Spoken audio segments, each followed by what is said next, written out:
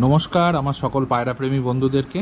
আজকে যে ভিডিওটা করতে চলেছি সেটা খুব একটা মন খারাপ নিয়েই আমি করতে চলেছি। বন্ধুরা, আপনারা দেখছেন সামনে যে সাদা কবুতরটা বা পায়রাটা রয়েছে সেটা একটা বোম্বাই লোটনের পায়রা। এ তো একবারে ছোটোবেলায় মারাই যাচ্ছিল, তারপর অনেক কষ্টেকে আমি বাঁচিয়েছি। যাই হোক, তো আজকের বয়স মোটামুটি এই মাস তিনেক। হঠাৎ আজকে আমি লক্ষ্য করছি এর ঘাটটাল বা ইংরাজিতে যাকে বলে স্প্রিং নেক বা নেক টুইস্টিং হয়েছে।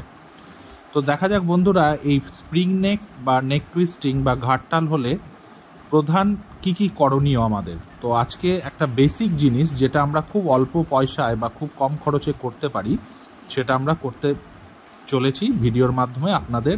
এটা একটা জাস্ট গাইডেন্স ভিডিও, আপনারা দেখুন বন্ধুরা, আমি না একটা নিউরোবিন ফোর্ট RF ইঞ্জেকশন নিয়ে এসেছি। এই ইঞ্জেকশনটা পায়রাকে প্রতিদিন অর্থাৎ 24 ঘন্টায় একবার আমি করব, এবং এই ইঞ্জেকশনটা করার জন্য যে সিরিঞ্জটা আমি ইউজ করছি সেটা হচ্ছে ইনসুলিন সিরিঞ্জ।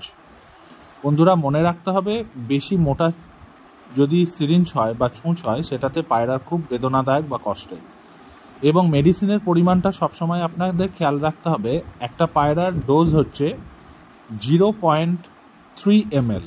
0.3 ml বন্ধুরা, এর থেকে বেশি কিন্তু নেওয়া যাবে না। 24 ঘন্টায় একবার করতে পারেন। তার সঙ্গে কিছু ট্যাবলেট বা ক্যাপসুল রয়েছে বেসিক ফর্মে, যেমন আপনারা ওদেরকে ইভিয়ন 400, যেটা 50% আপনারা সকালবেলা ওদেরকে দিতে পারেন।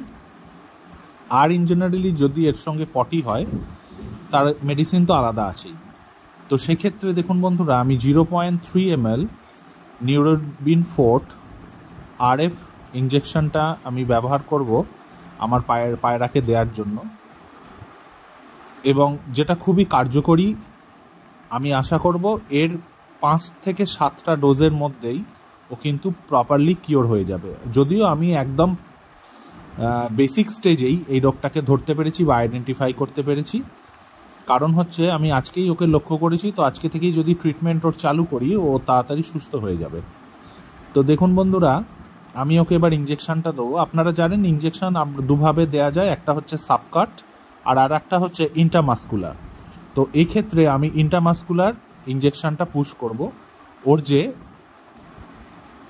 বুকের কাছে যে ফ্যাট লেভেলটা থাকে যে কোনো একটা সাইড করে, মাঝামাঝিভাবে নয়, কেননা ওখানে নরম হাড় থাকে।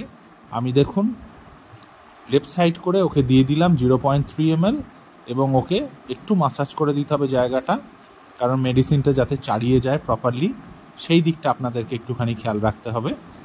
এবং দেখুন তারপরে ওকে আমি একটু হাতে নিয়েছি।